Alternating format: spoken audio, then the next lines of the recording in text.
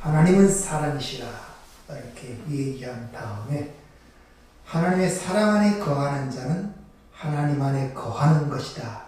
그리고 하나님도 그 안에 거한다. 이렇게 얘기하고 이로써 이런 내용을 우리가 알므로써 그런 걸 우리가 같은 하나님과 연합됨으로 우리가 심판날 앞에 담대함을 가지게 하기 위함이라고 그렇게 얘기를 합니다. 즉 인간의 모든 종국적 결말은 세상이고 사람이고 심판이라는 것이 성경의 일관된 진리라는 것을 여러분 잊고 기억하시길 바랍니다. 우리가 기독교라는 이 문제 자체, 내가 하나님을 믿는다, 예수를 믿는다, 이 자체가 엄청난 기적이고 이해할 수가 없고 어떤 논리로 펼 수 없는 문제이기도 합니다. 하나님 본 적도 없고 예수도 사실 본 적이 없습니다. 근데 그분을 어떻게 우리가 믿고 그분을 사랑하고 그분을 즐거워하며 기뻐할 수 있느냐. 그리고 여기서 많은 문제들이 생겨요. 하나님에 의하여 우리 지각이 열리지 않은 자들은 보편적, 즉 육에 속한 자들은 세상적으로 생각할 수밖에 없어요. 그래서 보고 만지는 것으로 어떤 걸 감지하려는 그런 특성들이 있습니다. 그러나 하나님의 백성들은 우리가 거듭나지 아니한 하나님의 백성이 될 수가 없다는 말처럼 하나님의 백성이라서는 아주 독특한 것들이 와 있는데 그것이 뭐냐? 바로 성령이 우리 안에 와 있다는 것입니다. 성령. 하나님의 영, 그리스도의 영, 진리의 영, 다양한 형편은 그 하나님의 영이 우리 안에 왔습니다. 왜 왔느냐? 고린도 2장에 보면은 하나님의 깊은 것까지도 우리에게 알게 하기 위해서. 그러니까 하나님은 우리에게 은혜로 주신 것들을 아는 방법은 그분이 우리에게 주신 성령을 통해서만이, 즉 성령을 받은 자만이 그걸 알 수 있고 깨달을 수 있다고 그렇게 얘기를 합니다. 바로 여기서 믿는 자와 안 믿는 자의 극명한 차이가 드러나는 것입니다. 우리가 육안으로, 육적으로는 예수를 보지 못했지만 그분을 믿고 기뻐할 수 있는 그 기본적 이유는 뭐냐? 우리 안에 성령이 와 있기 때문에 그래요. 근데 그 성령이라는 것은, 영이라는 것은 항상 여러분들이 어떤 신비하고 만져지지 못하는 그렇게 생각하시면 하나님의 말이란 말이에요. 말씀. 그 말씀이 우리 안에 들어와 있기 때문에 그래요. 그것을 여기서 그런 지식에 도달할 수 있는 것이 바로 사도들과 선지자들의 증언을 믿고 받아들이는 것이라고 말씀을 드렸습니다. 이 말은 성령과 말씀을 분리시킬 수가 없어요. 그래서 우리가 배우는 이 성경 66권도 하나님의 감동하심을 받은 선지자와 사도들이 기록한 것이 성경이거든요. 근데 성경 우리에게 주어질 때는 문자로 주어졌습니다. 각 나라 문자. 그러니까 문자는 읽을 수 있지만 문자 안에 담고 있는 내용을 이해할 수 있는 것은 성령을 받은 자만이 그렇게 할 수가 있단 말입니다. 우리나라 한글말을 배운 사람은 이 성경처럼 읽기 쉬운 책이 어디 있습니까? 뭐 어려운 말이 있으면 어려운 말 하나도 없어요. 그러나 그들은 이 말을 통해 진정한 의미를 깨닫지 못하는 이유는 그 안에 성령을 받지 못했다는 거예요. 즉 하나님께로 난 자가 아니라는 것입니다. 그렇게 오늘 그래서 16절에 보면 하나님이 우리를 사랑하시는 사랑을 알고 믿었다 이렇게 얘기해요. 그러니까 하나님의 사랑, 즉 사도들의 증거와 증언을 믿고 받아들임으로 말미암아 믿음이라는 것이 드러나 보지 못하고 바라는 그 하나님 영원한 그것들을 우리가 갖게 되므로 우리가 그분을 보지는 못했지만 믿고 즐거워할 수 있는 그런 위치에 도달했다는 것입니다. 따라서 하나님의 말씀이 성경을 알지 못하고 예수를 믿고 즐거워한다? 이런 분이 있을 수가 없다는 것입니다. 많은 사람들이 신비주의로 넘어가고 이단 사설에 넘어가는 이유 중에 하나가 바로 그러한 이유 때문에 그래요.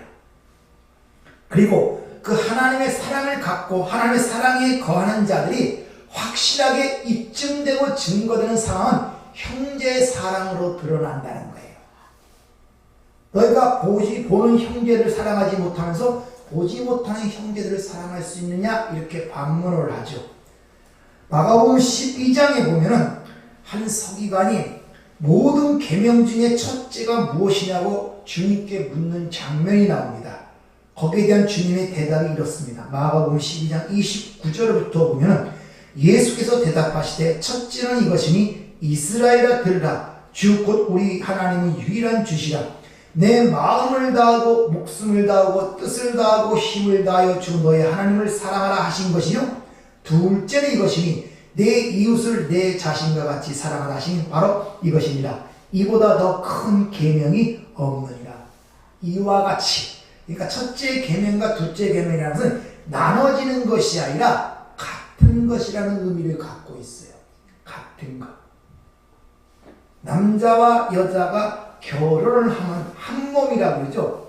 한 몸이라고 그래가지고 그들의 존재가 각각 진짜 대각구성 다른 인격을 갖는 게 아니에요. 다르지만 하나로 연결된 상태를 하나라 그럽니다. 바로 이와 같이 하나님의 사랑이 이 보이는 세상에서 드러나는 현상이 형제 사랑으로 드러나는 것입니다. 주님 산상수훈에서 보면 형제에 대한 이야기를 아주 엄숙하게 해요. 형제를 나가라 미워하는 자는 뭐한 자다? 살인한 자라. 그러니까 그 말은 형제를 미워하고 간다는 말은 또 다른 말로 하나님을 미워하고 대적한다는 의미를 갖고 있단 말입니다. 여러분들. 사도 요한 그 당시에 그리스도인들은 참으로 어렵고 힘든 그런 위협을 받았고 박해를 받고 그렇게 살았습니다. 그들을 돕고 위로하고자 하는 그 상황이 얼마나 척박했든지 지금도 마찬가지지만 그 당시에는 교회 밖에서도 핍박이 있었을 뿐만 아니라 교회 내부서도 거짓 선지자니 적그리스도인 교회가 안팎으로 엄청난 공격을 받고 있던 시대입니다. 그럴 때 그 교회를 가장 결속력 있게 만들어지고 그 모든 걸 안팎의 모든 걸 이길 수 있는 유일한 방법은 바로 사도 요한은 그리스도 안에서 하나님이 우리를 사랑하셨다는 사실을 아는 자들. 왜? 그것이 바로 형제 사랑으로 드러날 수 있기 때문에. 그래서 그걸 지금 그 당시에 초대교인 교인 그리스도인들에게 상기를 시키고 있는 것입니다. 따라서 오늘 이 시대에 사는 저와 여러분도 안팎으로 공격을 받고 있어요. 세상에서도 공격을 받을 뿐만 아니라 교회 내부뿐만 아니라 우리 내 안에서 아직도 옛사람의 성품과 그런 습성 것들이 살아있거든요. 우리를 공격하는 것은 단순한 거예요. 마귀가 첫째 우리를 공격하고 내가 사는 세상이 나를 공격하고 마지막 중요한 것은 내 자신이 새 사람을 맡고 있다는 것입니다.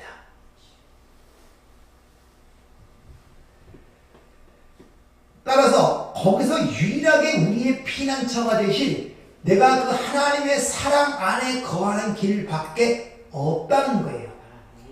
그래서 항상 우리 자신에게 나는 하나님의 사랑 안에 거하는가 이런 질문을 해보는 것보다 중요한 사항이 없음을 오늘 우리에게 경고로 말씀하고 있다는 것입니다.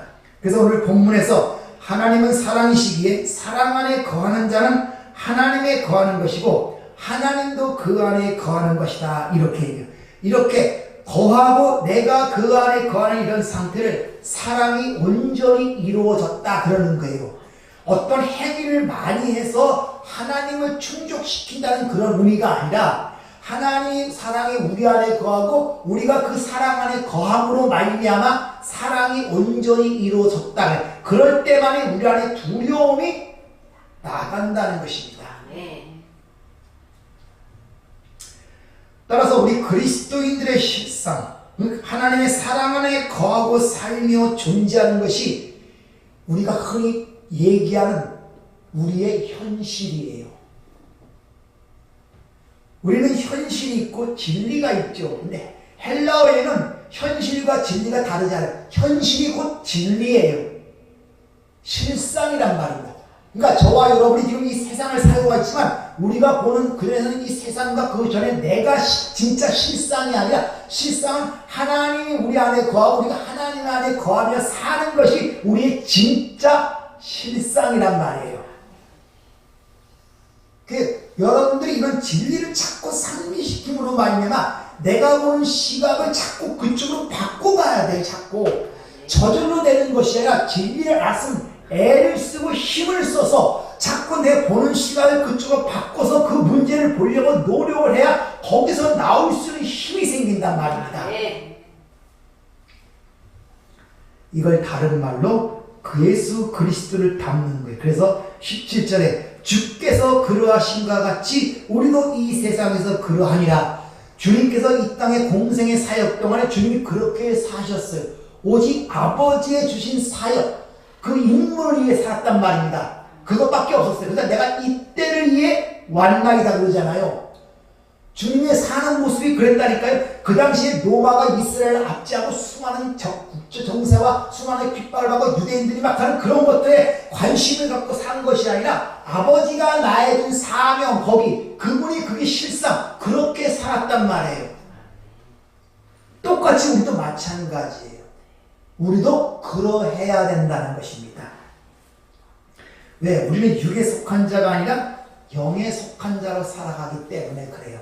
여러분, 문제가 생기면은 항상 자신에게 상기를 시켜야 돼. 그 문제를 볼 때 육에 속한 사람처럼 그런 사고방식을 갖고 그 문제를 보면 안 된단 말이에요. 그것이 나는 영에 속한 자야. 그러니까 나는 영에 속한 자로서의 현실의 그 문제를 바라봐야지 그 전에 그렇게 바라보면 안 돼. 이렇게 다르게 봐야 되는데 그게 잘 안 되니까 여전히 같은 일을 반복하면서 거기서 헤매고 있단 말입니다.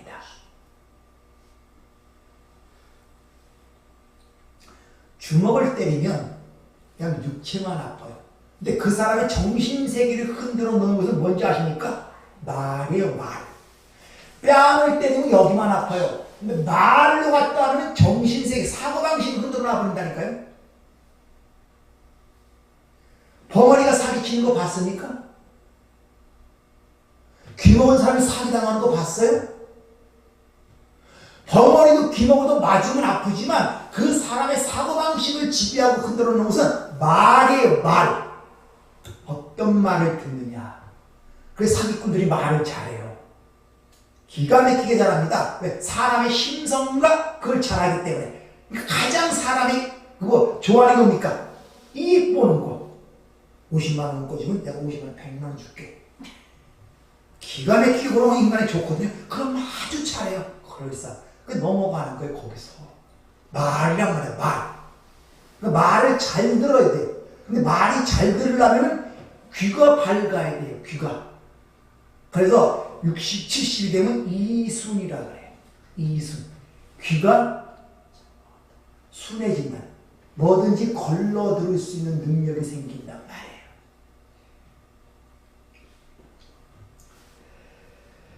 그래서 고린도서 3장에 보면 너희가 그리스도와 다시 살리심을 받았으면 땅의 것을 생각하지 말고 위의 것을 생각하고 위의 것을 찾으라 그러잖아요. 이게 하나하나 내 삶 속에 자꾸 경험이 되고 체험이 돼야 돼요. 그냥 말로 들어서 그거 하는 것이 아니라 도대체 이 땅의 것을 생각하지 말고 위의 것을 생각하고 이게 무슨 말인가. 이게 내가 알아줘야 돼요. 감각적으로. 그게 내 사고방식을 자꾸 이끌어 가야 된단 말입니다. 이 땅에서 바로 그 하늘의 열매들이 저와 여러분이라는 걸 아셔야 됩니다. 그래서 야고보는 야고보 1장 18절 그가 그 피조물 중에 우리로 한 첫 열매가 되게 하시려고 자기의 뜻을 따라 진리의 말씀으로 우리를 낳았다고 이렇게 얘기합니다. 그러니까 저와 여러분 하늘나라의 첫 열매가 이 저와 여러분이란 말입니다. 근데 그 열매는 성령으로 났기 때문에 그러니까 사랑이라고 그러잖아요. 사랑의 9가지 열매의 첫 번째가 뭡니까? 사랑이죠. 그 사랑은 하나님이 주신 거 아닙니까? 그 사랑 자체가 생명이에요. 이 사랑이라는 단어가 히브리어 아헤브라는 단어를 이제 번역해서 이렇게 주로 많이 나오는데 이 아헤브라는 단어가 하나님의 생명이라는 뜻이에요. 그게 하나님의 호흡, 이런 의미를 갖고 있단 말입니다. 하나님은 사랑이시라는 말처럼 사랑 안에 거한다는 말은 하나님이 사랑이니까 하나님이 사랑이니까 우리는 사랑 안에 거한다는 그 말을 어떤 특이하게 내가 편안하고 즐겁고 행복하다는 그런 의미가 아니고 하나님이 우리를 어떻게 했으니까 사랑하셨잖아요. 근데 그 사랑을 그러니까 불쌍히 여기고 긍휼히 여겼단 말이에요. 예수님께서 사랑을 하셨잖아요. 공생애 동안에. 어떻게 사랑하셨습니까? 옷 벗어서 사랑했습니까? 밥 퍼서 사랑했습니까? 어떻게? 불쌍히 여기사. 그게 사랑이라고 해요. 불쌍히 여기사. 그럼 불쌍히 여기는 마음, 긍휼히 여기는 마음이 어떻게 나오느냐? 그 하나님의 진리에 의하면 내가 사는 세상이 어떻고, 세상의 죄악이 어떻고, 죄인이 어떻고, 내 그들의 실상, 이렇게 깨달은 자들만이 그들을 볼 때 불쌍히 여길 수가 있는 거예요. 나온 자만이 그들을 불쌍히 여길 수 있단 말입니다. 그들과 함께 있어 불쌍히 못 이겨 똑같은데 무슨 불쌍합니까? 다툼과 갈등과 시기와 질투가 일어나지. 거기서 나온 자이기 때문에 불쌍히, 왜? 그 있는 상황이 어떤 상황인 줄 알기 때문에 불쌍히 여기는 거예요.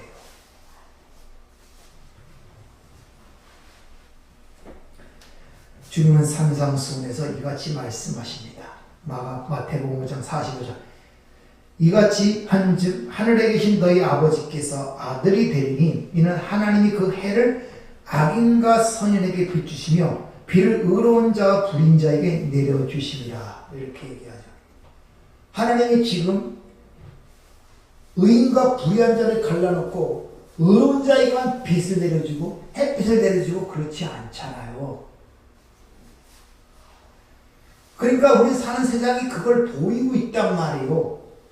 그러면 그걸 보는 자들이 그 자연적인 세상에서는 자연적인 현상이라고 거기에 무슨 영적인 의미를 깨달아야 그냥 자연적인 현상이죠. 그러나 우리는 그걸 통하여 하나님의 뜻을 보게 된단 말이에요. 아, 그래도 우리도 그렇게 악인이나 그런 자에게 불쌍히고 긍휼히 여기는 마음을 가지라구나. 그래서 부유한 자에게도 비도 주시고 햇빛도 똑같이 주시는구나. 이건 그런 의미를 갖고 있구나. 라고 이렇게 알아먹어야 된다. 그래서 하나님의 말씀으로 세상을 창조했다. 그리고 말씀을 사모하자고 듣고자 하는 자에는 모든 것이 하나님의 말씀으로 들리는 것입니다. 그래서 그렇게 하나님의 말씀을 듣기 시작하면 모든 삶을, 모든 걸, 그걸 어떻게 봅니까? 하나님 관점에서 신학적 관점이기 때문에 아무리 나쁜 영화, 좋은 영화가 없어요. 모든 것으로 다 하나님의 뜻을 보는 거예요. 모든 것. 술 마시는 것 속에서 주님의 뜻을 보고, 가는 것 속에서 뜻을 보고, 주님이 다 그런 것들을 들어 우리에게 교훈하시잖아요. 그렇게 돼야 자유롭게 되는 거예요. 한때 TV가 하나님 말씀에 많은 거예요. TV 없애는 것이 무슨 큰 은혜인 것처럼 TV도 안 하고 TV 버리는 거는 그런 유행처럼 번지겠습니다. 그래서 TV 안 본다고 TV도 팔아치우고 이런 것들은 어리석은 짓이에요. 하나님의 허락자는 우리에게 주어지는 것이 아무것도 없습니다. 다만 그것을 통하여 뭘 보냔 말이에요. 뭘 보냐. 여러분 드라마를 통해서 뭘 봅니까? 세상의 희노애락을 봅니까? 거기서 끝나면 안 돼요. 그에 담겨진 하나님의 의미를 봐야 돼요. 저들의 삶을 통해 하나님이 뭘 그려내시는가를 봐야 된단 말이에요. 그런 것들을. 그럼 모든 게 다 하나님의 말씀으로 보여줘요. 목탁 소리 다 낭야의 타불도 하나님의 은혜로 보이고 거기서 하는 메시지가 보인다니까요. 왜? 궁극적으로 하나님이 허락하신 없이는 또 모든 나타나는 것의 근원은 하나님으로부터 나오기 때문에 그래요. 그러니까 이단이니 뭐 이방 종교니 전부 다 하나님의 말씀으로 보이기 시작합니다. 배울 것들이 있단 말이에요. 거기서. 그게 하나가 되는 거예요. 그게 사랑하게 된단 말입니다. 이거냐 저거냐 너는 적 나는 아부 이게 아니란 말이에요. 그러니까 중들도 구원받아야 할 영혼들이에요.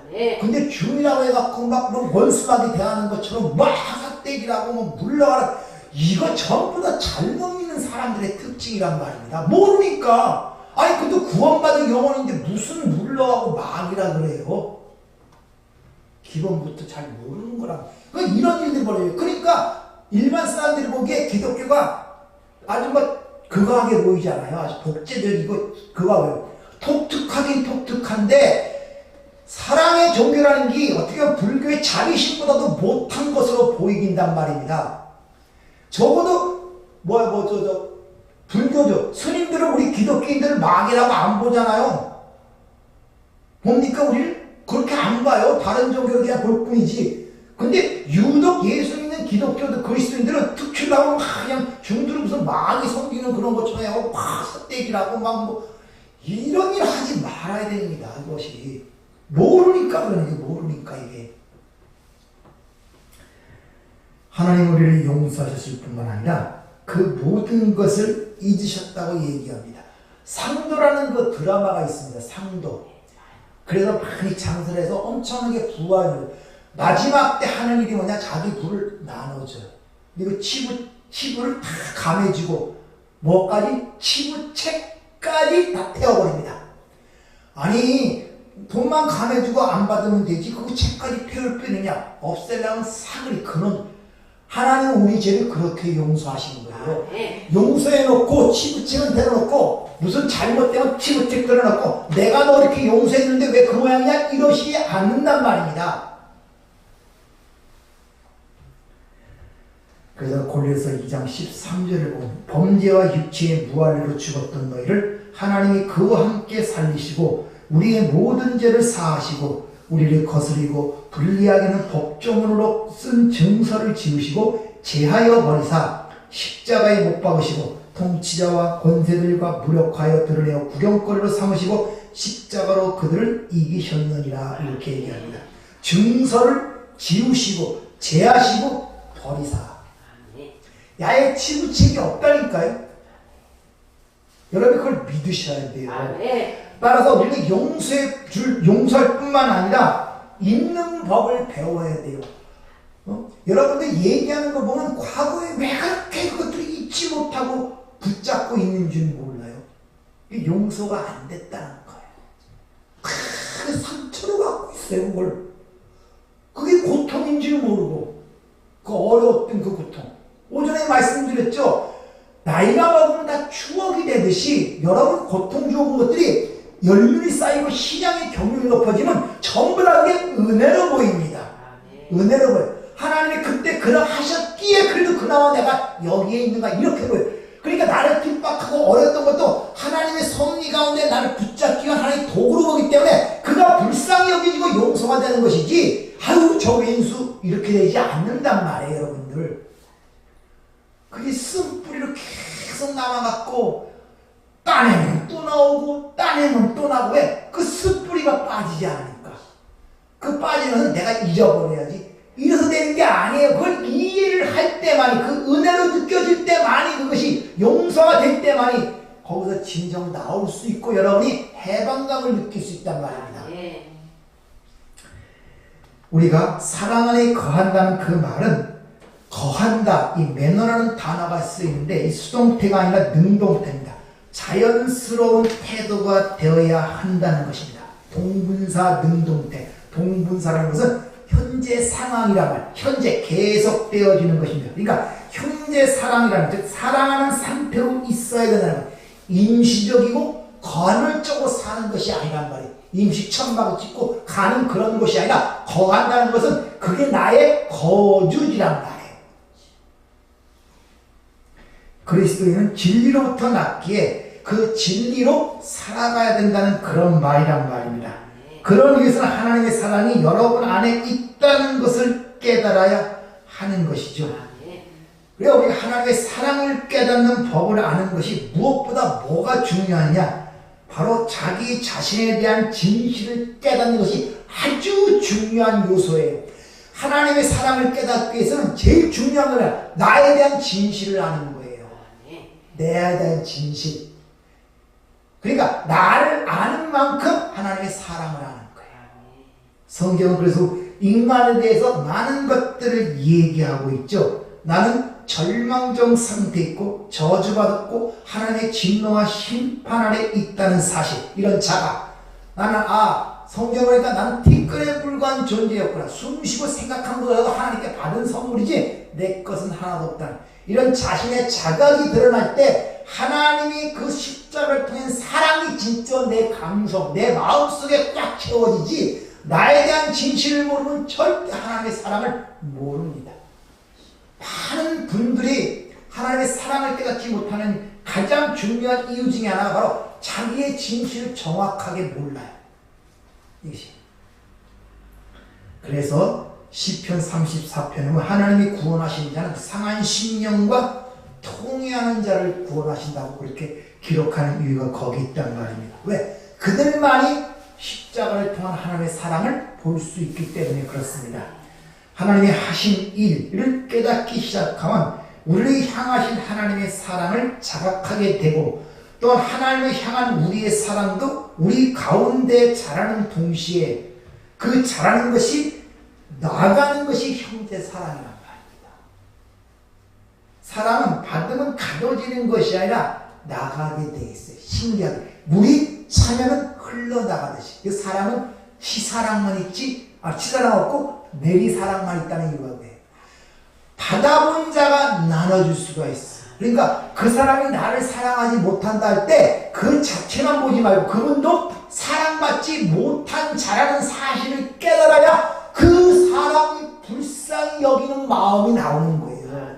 근데 저 사람은 왜 사랑이 없지? 왜 사랑하지 못하지? 이렇게만 보면 자꾸 미워지고 벽이 생기는 거예요. 받아본 적이 있어야 사랑을 내놓죠. 네? 어렸을 때부터 상처와 고통만 받고 자랐는데 어떻게 사랑을 줍니까? 경험이 있어야 어떤 사랑을 주죠. 근데 그걸 모르니까 자꾸 저 사람을 사랑하지 못하지 미움만 자꾸 생기는 거예요. 저 사람이 참 힘들고 어려서 사랑을 받아보지 못한 사람이구나. 그게 눈에 보이지 않아요. 잘 보면은. 그럼 불쌍히 여기는 마음이 나와요. 얼마나 사랑받고 싶었을까? 얼마나 외로웠을까? 이런 생각이 자각이 될 때 바로 벽이 무너지는 것입니다. 성경은 적극적으로 땅에 있는 지체를 죽이라고 얘기합니다. 골로새 3장 5절 그러므로 땅에 있는 지체를 죽이라. 음란과 부정과 사욕과 악한 정욕과 탐심이 탐심은 우상숭배니라. 여기 죽이라는 단어가 이게 네크로스라는 단어가 쓰이는데 명령형입니다. 반드시 죽여야 한다는 거예요. 에베소 4장에서는 썩어가는 구습을 쫓는 옛사람을 벗어버리고 의와 진리의 거룩함으로 받은 새 사람을 입으라 이렇게 얘기합니다. 그러니까 신앙생활은 하나님의 은혜 가운데 하는 것이지만 수동적이 되면 안 돼요. 능동적이 돼야 됩니다. 힘쓰고 애써야 돼요. 네? 그래서 교회 생활도 하나님의 은혜를 받는 사람들은 수동적 사람은 절대 은혜 못 받습니다. 실수를 하려고 하나님의 일을 하려고 애쓰고 노력하는 자들에게 하나님의 은혜가 임하고 경험도 하게 되고 신앙이 성숙할 수 있다는 걸 꼭 깨달았길 바랍니다. 사도 바울이 에베소서에 이같이 편지를 씁니다. 한번 찾아보세요. 에베소서 4장 20절 25절 에베소서 4장 20절 25절 자 우리 같이 읽겠습니다. 시작. 오직 너희는 그리스도를 그같이 배우지 아니하였느니라. 진리가 예수 안에 있는 것 같이 너희도 참으로 그에게서 듣고 또한 그 안에서 가르침을 받았을진데 너희는 유혹의 욕심을 따라 썩어져가는 구습을 따르는 옛사람을 벗어버리고 오직 너희의 심령으로 새롭게 되어 하나님을 따라 의와 진리의 거룩함으로 지으심을 받은 새 사람을 입으라. 그런즉 거짓을 버리고 각각 그 이웃과 더불어 참된 것을 말하라. 이는 우리가 서로 지체가 되니라. 한 군데 더 찾아보겠습니다. 골로새서 3장